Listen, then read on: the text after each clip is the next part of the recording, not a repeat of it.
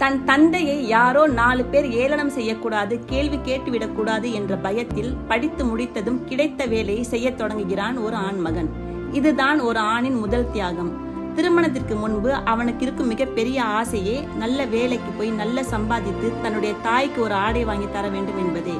அதுபோல நான் இனி சம்பாதிக்கிறேன், நீங்க ஓய்வு எடுங்க என்று தன் தந்தையிடம் சொல்ல வேண்டும் என்பதே. திருமணத்திற்கு பிறகு தன்னுடைய அம்மாவும் தன்னுடைய மனைவியும் சிரித்து பேசி சந்தோஷமாக இருந்தால் ஒரு ஆண் உலக நிம்மதியும் சந்தோஷமும் அடைகிறான். தன் குடும்பத்திற்காக ஒவ்வொன்றையும் பார்த்து பார்த்து செய்வான். தன் மனைவிக்கு இது தேவை, தன் பிள்ளைகளுக்கு இது தேவை, தன் பெற்றோருக்கு இது தேவை என்று அவர்களின் தேவையை பூர்த்தி செய்யவே இவன் பல தியாகங்களையும் வலியையும் பொறுத்து கொள்வான். மரணத்தை கண்டு ஆண்கள் ஒருபோதும் பயப்படுவதில்லை. ஆண்களின் பயம் எல்லாம் தன் மரணத்திற்கு பிறகு தன் குடும்பத்தின் நிலையை பற்றிதான். குடும்பத்திற்காக எல்லாம் செய்தவனை நீ என்ன செய்தாய் என்ற ஒரு வார்த்தை போதும் ஒரு ஆணின் தியாகங்களை உயிரோடு புதைப்பதற்கு.